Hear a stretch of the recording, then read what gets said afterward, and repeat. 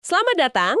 Kali ini kita akan menyelami sebuah buku yang luar biasa dari tahun 1880, judulnya The Art of Money Getting atau Seni Menghasilkan Uang. Dan penulisnya ini yang bikin menarik ya. Betul, penulisnya bukan pakar keuangan, tapi P.T. Barnum, ya, orang di balik sirkus itu. Anda mungkin mikir, apa yang bisa diajarkan seorang showman soal uang? Nah, itu dia. Dan itulah misi kita kali ini, menggali aturan-aturan klasiknya yang ternyata serius banget. Dan mungkin relevan sekali buat Anda hari ini. Jadi mari kita bongkar pemikiran orang ini. Ini memang paradoks yang menarik sekali. Barnum itu kan identik dengan sensasi, tontonan, ya kan? Iya. Tapi isi bukunya justru kebalikannya. Prinsip-prinsipnya itu sangat membumi, sangat disiplin, bahkan nyaris seperti ajaran kaum Puritan loh. Oh ya? Iya, tema utamanya itu bukan cuma cara dapat uang, tapi yang lebih penting, cara mempertahankannya. Dan karakter seperti apa yang dibutuhkan untuk itu. Ide sentralnya sebenarnya sederhana banget, seperti yang dia kutip dari Dr. Franklin. Jalan menuju kekayaan itu sama jelasnya dengan jalan menuju pabrik. Caranya? Caranya, keluarkan lebih sedikit dari yang kita hasilkan. Terdengar membosankan kan? Tapi Barnum membungkusnya dengan cerita-cerita yang luar biasa. Oke, mari kita mulai dari fondasinya deh. Kata Barnum, semua ini tuh gak dimulai dari kerja keras membabi buta. Bukan. Anda harus pilih pekerjaan yang tepat dulu. Dia menyebutnya panggilan jiwa atau vocation. Dia sangat menentang orang tua yang maksa-maksa profesi ke anaknya. Wah, itu resep kegagalan katanya ya. Betul. Dia bahkan menertawakan dirinya sendiri, ngaku nggak punya bakat sedikit pun di bidang mekanik. Ada kutipan favorit saya, dia bilang, saya nggak pernah punya cukup keahlian buat ngukir keran sari buah apel tanpa bikin bocor. Tepat sekali. Ini kan gagasan soal bakat alami ya. Pentingnya kita gak bekerja mendaki bukit melawan sifat dasar kita. Sukses itu lebih gampang kalau kita ngikutin arus bakat kita. Masuk akal. Tapi, punya bakat aja kan gak cukup. Barnum nambahin lapisan kedua yang krusial, lokasi. Lokasi. Iya, gak cukup cuma jadi ahli, tapi harus ada di tempat yang pas. Contohnya jelas banget.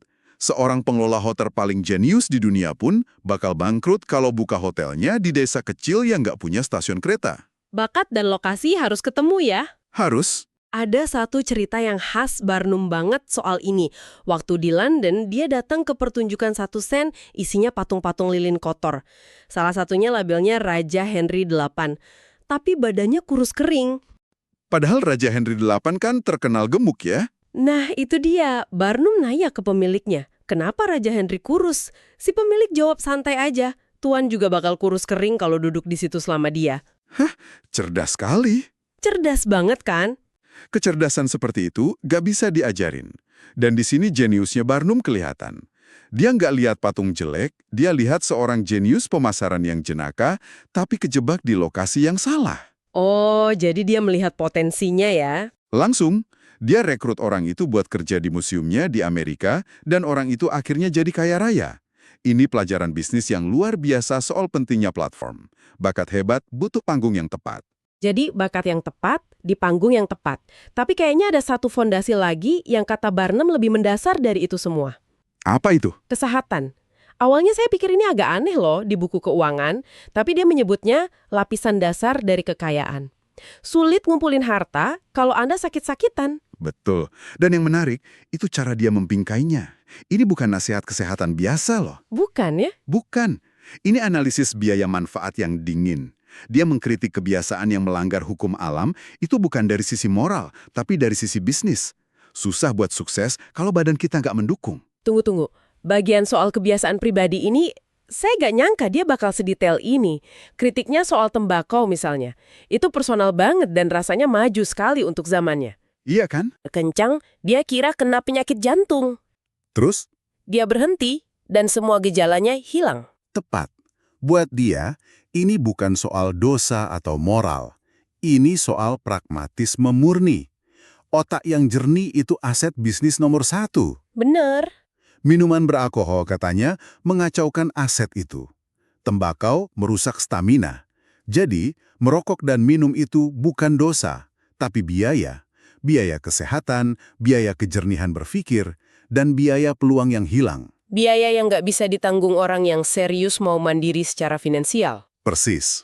Oke, jadi fondasinya soal fisik dan bakat. Tapi itu semua percuma kalau pola pikirnya salah kan? Barnum punya konsep menarik, ekonomi sejati. Maksudnya apa sih itu? Nah, ini bukan sekedar soal pelit atau ngirit. Ekonomi sejati itu, kata Barnum, adalah soal bikin penilaian cerdas. Di mana harus hemat dan di mana harus investasi. Ini soal pemahaman proporsi. Ada istilahnya kan? Ada. Kebalikannya itu, hemat di keran, tapi boros di lubang besar. Saya suka cerita yang dia pakai buat ini.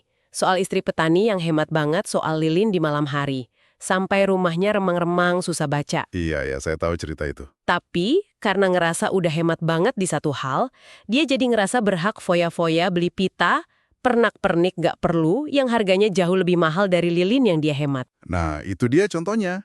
Prinsip intinya kan cuma satu. Pendapatan harus selalu melebihi pengeluaran. Dan untuk bisa begitu, Anda harus tahu uang Anda lari kemana. Gimana caranya? Dia kasih tips praktis. Ambil kertas, bikin buku catatan kecil, tulis setiap pengeluaran di 2 kolom, kebutuhan dan kemewahan. Dia bilang, Anda bakal kaget lihat kolom kemewahan seringkali jauh lebih besar. Ini latihan kesadaran finansial dari tahun 1880 ya? Betul loh. Latihan itu sepertinya relevan banget buat ngelawan tekanan jaga gengsi. Barnum ngutip Dr. Franklin lagi, mata orang lain lah yang menghancurkan kita, bukan mata kita sendiri. Wah, dalam sekali tuh. Ini nyambung ke salah satu cerita terbaik di buku ini. Soal seorang pria yang kehancuran finansialnya dimulai cuma karena beli satu sofa baru buat istrinya. Ah ya, kisah sofa yang berbahaya itu. Betul, sofa baru itu bikin kursi lama kelihatan jelek, jadi mereka beli kursi baru. Terus merembet ya. Merembet. Karpetnya nggak cocok, beli karpet baru. Meja baru, perabotan lain. Sampai akhirnya mereka ngerasa rumahnya kekecilan buat semua barang baru itu. Jadi mereka bangun rumah baru yang megah. Astaga, pria itu akhirnya bilang, sofa itu bikin saya rugi $30.000. Dan ini inti pelajarannya. Kehancuran finansial itu seringkali bukan karena satu keputusan besar yang buruk, tapi serangkaian keputusan kecil yang kelihatannya sepele. Yang dipicu tekanan sosial. Tepat, ini bukan soal sofa, ini soal efek domino dari gaya hidup yang didikte orang lain. Efek domino itu kan seringnya dibiayai utang ya. Pandangan Barnum soal utang ini keras banget loh. Dia nyebutnya posisi perbudakan. Sangat keras. Bekerja buat bayar cicilan barang yang udah kita nikmati itu, dia sebut bekerja untuk kuda mati. Kuda yang udah mati tapi masih harus kita kasih makan. Gambaran yang kuat banget, sangat kuat. Dan dia sangat menekankan kekuatan bunga. Uang itu, katanya, bisa jadi pelayan terbaik atau tuan terburuk. Bunga dari utang itu akan menekan Anda siang malam, tanpa henti. Tapi sebaliknya. Sebaliknya, kalau uang bekerja buat Anda lewat investasi, dia juga kerja siang malam. Bahkan di hari Minggu, katanya, seperti yang dia lihat pada kaum Puritan di Connecticut yang kaya raya. Dan semua ini harus didukung kegigihan ya? Harus. Dia mengutip Davy Crockett, pastikan Anda benar, lalu teruslah maju. Ini soal tekad baja. Oke, jadi setelah fondasi dan pola pikirnya benar, baru kita bisa ngomongin praktek bisnisnya. Saya suka banget nasihat pertamanya, gunakan alat terbaik. Terutama alat yang hidup, yaitu karyawan. Ya, dia sangat menekankan pentingnya merekrut orang yang nggak cuma punya tangan, tapi juga otak yang berpikir. Karyawan yang bisa kasih ide, bukan cuma tenaga. Tapi ada nuansanya kan? Nah, ini dia. Ada nuansanya. Dia saranin buat pertahankan karyawan yang baik. Tapi di saat yang sama, jangan ragu lepasin mereka kalau mereka mulai ngerasa nggak tergantikan dan besar kepala. Pragmatis sekali, bukan sentimental. Dia juga ngingetin supaya jangan merasa lebih tinggi dari bisnis Anda. Dia agak mengkritik anak muda yang maunya langsung jadi bos pakai uang pinjaman. Atau uang warisan ya. Dia menyebutnya menunggu sepatu orang mati. Betul, dia nunjukin kalau hampir semua orang kaya zaman itu, kayak Astor, Vanderbilt, Stewart, semua mulai dari nol, dari anak miskin. Mereka ngerti nilai uang karena tahu susahnya nyari uang. Nah, itu dia. Tapi saya jadi kepikiran, nasihat mulai dari bawah ini masih relevan nggak sih di era startup sekarang, di mana tujuannya kan seringnya bangun cepat, dapat pendanaan, terus exit. Itu pertanyaan yang bagus sekali. Memang budayanya beda. Tapi saya rasa prinsip dasarnya masih berlaku. Gimana tuh? Maksud Barnum itu kan Anda nggak bisa benar-benar kelola bisnis kalau nggak paham detailnya dari bawah. Mungkin di era sekarang, mulai dari bawah bukan berarti jadi pesuruh 10 tahun. Tapi, Tapi mungkin artinya Anda harus benar-benar paham produk Anda, pasar Anda, operasional Anda, sampai ke akarnya sebelum mencoba ekspansi terlalu cepat. Semangat untuk paham nilai uang hasil kerja keras itu abadi, walau bentuk bisnisnya berubah. masuk akal. Memahami bisnis dari bawah itu nyambung ke nasihatnya soal fokus ya. Dia bilang, jangan menyebarkan kekuatan Anda. Tepat sekali. Analoginya sederhana tapi kuat. Kalau Anda memukul satu paku secara terus-menerus, paku itu bakal nancap kuat. Tapi kalau mukul di banyak tempat, Anda cuma bikin banyak goresan, nggak ada hasilnya. Dia sangat menentang spekulasi di bidang yang nggak Anda pahami. Kalau Anda sukses bikin topi, ya sudah, tetap di bisnis topi. Di situ kekuatan Anda. tentu saja kita nggak bisa bahas Barnum tanpa ngomongin iklan. Dia kan masternya. Jagonya. Filosofinya soal menabur dulu baru menuai, ini menarik. Dan dia punya cerita luar biasa buat membuktikannya. Soal Genin, si pembuat topi. Ah, kisah legendaris konser Jenny Lin. Coba ceritakan. Jadi, Barnum bawa penyanyi Swedia terkenal, Jenny Lin, buat tur di Amerika. Tiketnya dilelang, dan Genin, seorang pembuat topi yang belum terlalu terkenal, beli tiket pertama dengan harga gila waktu itu, $225. Wow. Keesokan harinya, semua koran di seluruh negeri ngeberitain itu. Jutaan orang dari New York sampai San Francisco nanya, siapa ini Genin, si pembuat topi yang berani bayar semahal itu? Dan dalam semalam namanya jadi merek nasional. Persis. Hasilnya, dia jual 10.000 topi ekstra setiap tahunnya selama 6 tahun pertama setelah itu. Investasi iklan yang brilian. Dan ini lebih dari sekedar aksi publisitas murahan loh. Ini filosofi Barnum yang sering disalahpahami. Maksudnya? Iklan yang berani itu menciptakan persepsi nilai yang kemudian harus didukung produk berkualitas. Genin nggak bisa cuma terkenal, topinya juga harus tetap bagus. Buat Barnum, sensasi itu pemicu, bukan pengganti substansi. Jadi sensasi di depan, tapi harus ada isi di belakang. Ini nyambung banget sama pilar terakhirnya yang mungkin paling mengejutkan, integritas. Ini yang paling anti Barnum menurut banyak orang ya? Betul. Saya kira dia bakal bilang lakukan apa saja demi uang, tapi ternyata 180 derajat sebaliknya. Benar, dia menolak keras nasihat basi yang bunyinya, dapatkan uang secara jujur jika bisa, tapi yang penting dapatkan uang.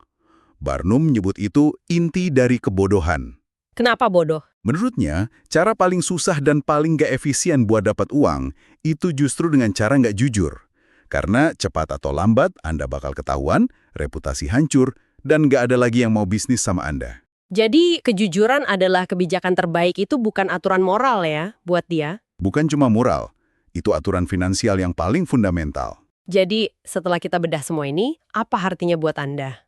Nasihat Barnum ini ternyata perpaduan unik ya. Di satu sisi ada disiplin finansial yang praktis banget, belanja lebih sedikit, hindari utang. Di sisi lain, ada penekanan kuat pada pengembangan karakter. Jaga kesehatan, punya integritas, fokus, kerja keras. Ini bukan panduan cara cepat kaya ya, tapi lebih ke pendekatan yang metodis dan berprinsip untuk membangun kemandirian seumur hidup. Tepat. Walaupun bahasanya terasa kuno dari abad ke-19, prinsip intinya sangat modern dan relevan. Semua yang dia bicarakan, fokus pada kemandirian, paham bidang Anda, jaga reputasi, itu semua abadi. Gak lekang oleh waktu. Betul. Ini fondasi yang masih digaungkan pakar keuangan pribadi sampai sekarang. Cuma, Barnum menyampaikannya 150 tahun lebih awal. Sebagai penutup, ini sebuah pemikiran untuk Anda renungkan. P.T. Barnum, seorang maestro pertunjukan yang namanya identik dengan ilusi dan sensasi, justru menulis panduan kekayaan yang dibangun di atas integritas mutlak, nilai nyata, dan anjuran keras untuk menghindari pamer demi gengsi. Pertanyaannya untuk Anda, di dunia modern saat ini, di mana citra di media sosial dan personal branding terasa begitu kuat, apakah keyakinan inti Barnum bahwa substansi pada akhirnya akan selalu menang atas penampilan luar masih berlaku? Ataukah pertunjukan kini telah menjadi lebih penting daripada bisnis itu sendiri?